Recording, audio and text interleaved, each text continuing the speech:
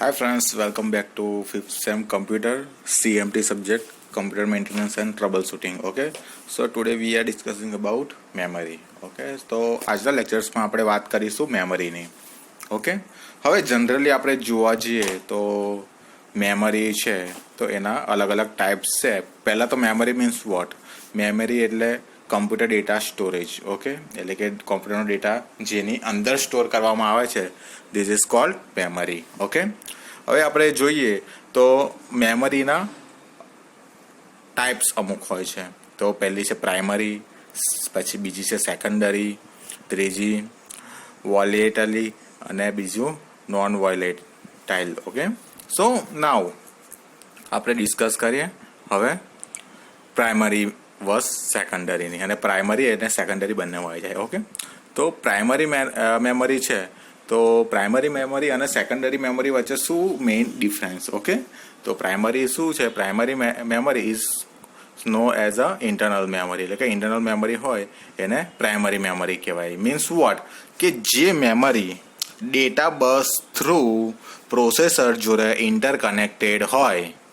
Okay, એટલે directly interconnected હોય એને પ્રાઇમરી મેમરી કહેવામાં આવે છે. એટલે એ મેમરી કેવી હોય? રેમ હોય. ઓકે, તો ખબર પડી ગઈ. અને સેકન્ડરી મેમરી, તો secondary memory is also known as a backup or auxiliary memory. એટલે કેવું કે બેકઅપ મેમરી કે વધારાની મેમરી. ઓકે, તો જેવી રીતે મેં તમને વાત કરી, it access by the data bus, એટલે ડેટા બસ દ્વારા એક્સેસ કરવામાં આવે છે. સેકન્ડરી મેમરી છે access by input output channel. Okay, input output channel through access કરવામાં આવે છે. ઓકે, હવે primary memory can directly access by the processor. અમને વાત કરી ડાયરેક્ટ એક્સેસ પ્રોસેસર દ્વારા થાય છે, રેમ. ઓકે, અને secondary memory can do not directly access the processor, એટલે એ પ્રોસેસર જો ડાયરેક્ટલી એક્સેસ નહીં થાય. એ શું થશે? પહેલાં ડેટા હોય છે, પછી પ્રાઇમરી મેમરીમાં જશે, પછી પ્રાઇમરી મેમરીમાંથી પછી એના થ્રુ પછી સેકન્ડરી મેમરીમાં જાય છે. ડાયરેક્ટલી આપણે એક્સેસ ના થાય પ્રોસેસર થ્રુ.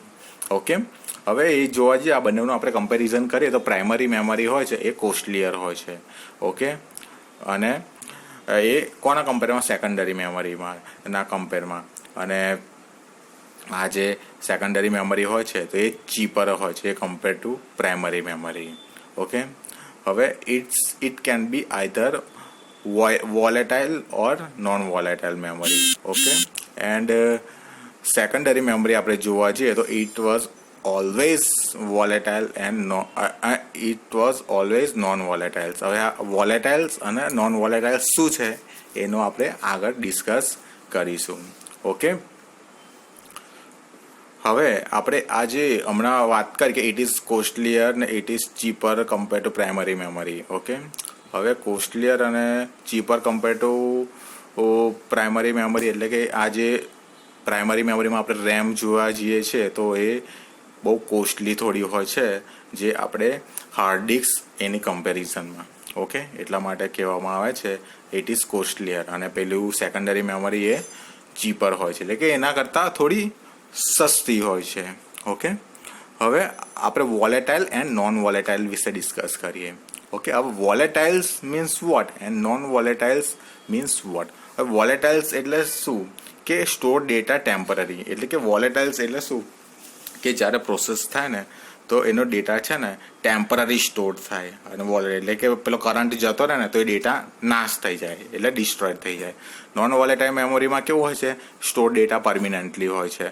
એટલે કે આપણે હાર્ડ ડિસ્કમાં એવા બધા કે પરમિનન્ટલી ડેટા સ્ટોર હોય છે, એવી રીતે એને નોન વોલેટાઇલ મેમરી કહેવામાં આવે છે. Okay, loses data as soon as a system supplies turn off. એટલે કે આપણે હમણાં વાત કરી કે પાવર સપ્લાય કે સિસ્ટમ સપ્લાય એ ટર્ન ઓફ થઈ જાય તો એ ડેટા લોસીસ થઈ જાય છે. Okay, even if the system supply is turn off then also data remaining as it is. Okay, એટલે ડેટા એવો ને એવો રહે છે. જ્યારે આપણે પાવર જતો રહે કે સિસ્ટમ બંધ થઈ જાય પછી ફરીથી ચાલુ કરીએ તો ડેટા એવો ને એવો રહે છે. ઓકે, વોલેટાઇલ્સ અને નોન વોલેટાઇલ્સ એનું બેસ્ટ એક્ઝામ્પલ રેમ અને નોન વોલેટાઇલ્સ મેમરીનું best example hard disk. Okay, બધાને ખબર પડી ગઈ.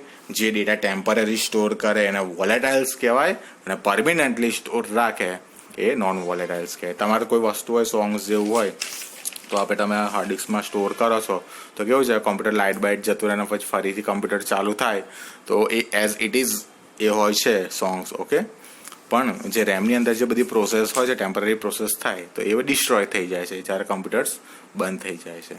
ઓકે, હવે આપણે આગળ વાત કરીએ કે રેમની વાત કરીએ. ઓકે, હવે RAM means random access memory. Okay, it's volatile memory, એટલે આપણે હમણાં ડિસ્કસ કરીને વોલેટાઇલ મેમરી એટલે કે જ્યારે પાવર સપ્લાય જતો રહે તો એ ડેટા ડિસ્ટ્રોય થઈ જાય. Okay, CPU or other hardware device can read and write the data.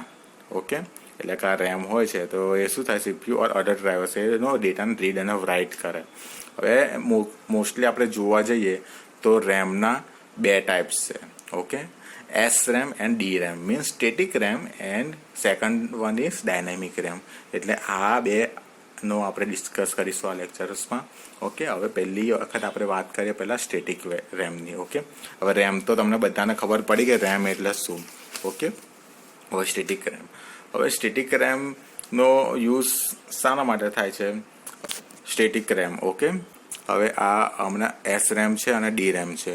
Okay, તો આ ડાયનેમિક્સ રેમ છે, હું તમને સ્ટેટિક રેમનું. હવે જો આપણે સ્ટેટિક રેમની વાત કરીએ તો એના માટે એનો યુઝ ફ્લિપ ફ્લોપ થ્રુ એ યુઝ થાય છે. ઓકે, ઓર ટ્રાન્ઝેક્શન ટુ સ્ટોર બીટ, એટલે કે બીટ એ શામાં સ્ટોર થાય, ફ્લિપ ફ્લોપ અને ટ્રાન્ઝેક્શનમાં થાય. હવે ફ્લિપ ફ્લોપ મીન્સ વોટ, કે ફ્લિપ ફ્લોપ તમે આગલા સબ્જેક્ટમાં ભણ્યું હશે, એ શું કરે છે, ડેટાને સ્ટોર ના કરે, એ શું કરે, એને હોલ્ડ કરી રાખે છે. હોલ્ડ, જ્યાં સુધી પાવર સપ્લાય ચાલતો હોય ત્યાં સુધી એ ડેટાને હોલ્ડ કરી રાખે છે. ઓકે, અને એવા transistors be same as a ટ્રાન્ઝિસ્ટર્સની અંદર બી એવું હોય છે. ઓકે, હવે જે આપણે આ સ્ટેટિક રેમની વાત કરીએ તો સ્ટેટિક રેમ એ છે એ શું હોય છે, ફિક્સ હોય છે અને એ શું હોય છે, ફાસ્ટર ધેન DRAM, એટલે કે ડાયનેમિક રેમ કરતાં એ ફાસ્ટર હોય છે. It does not require to refresh cycle to maintain data. Okay, હવે સ્ટેટિક છે એટલે કે ઓબ્વિયસલી તમને ખબર છે સ્ટેટિક મીન્સ કે એમાં કોઈ ચેન્જીસ થાય ના, એટલે કે એમાં રિફ્રેશમેન્ટ સાયકલ્સનો યુઝ થતો જ નથી.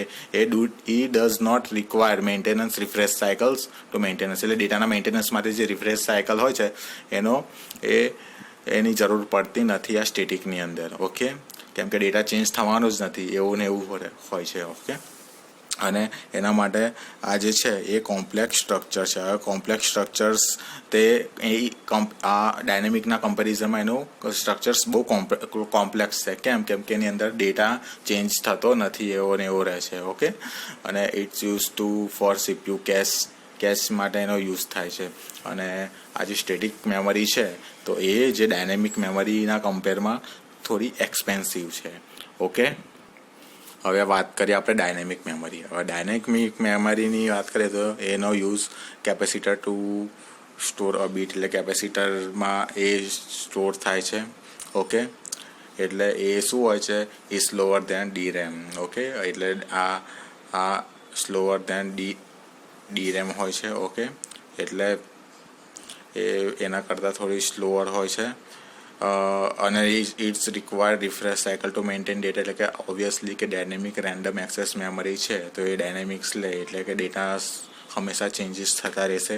એટલે આપણે ડેટાને મેન્ટેન કરવા માટે ડેટા બીટને ચેન્જ કરવા પડશે, એટલે એના માટે રિફ્રેશ સાયકલ્સ રિક્વાયર્ડ હોય છે. Okay, not as a complex as a SRAM structure, એટલે કે SRAM સ્ટ્રક્ચર જેવું આ કોમ્પ્લેક્સ હોતું નથી. ડેટાને આપણે જ્યારે બી હોય ત્યારે ચેન્જીસ કરી શકીએ છીએ. એટલે કે જે સ્ટેટિક રેમ છે એના કમ્પેરિઝનમાં ડાયનેમિક રેમનું સ્ટ્રક્ચર્સ કોમ્પ્લેક્સ હોતું નથી. Okay, use computers memory. Okay, હવે એનો યુઝ શાના માટે છે, યુઝ ફોર કમ્પ્યુટર્સની મેઇન મેમરી માટે ડાયનેમિક્સ રેમનો યુઝ થાય છે.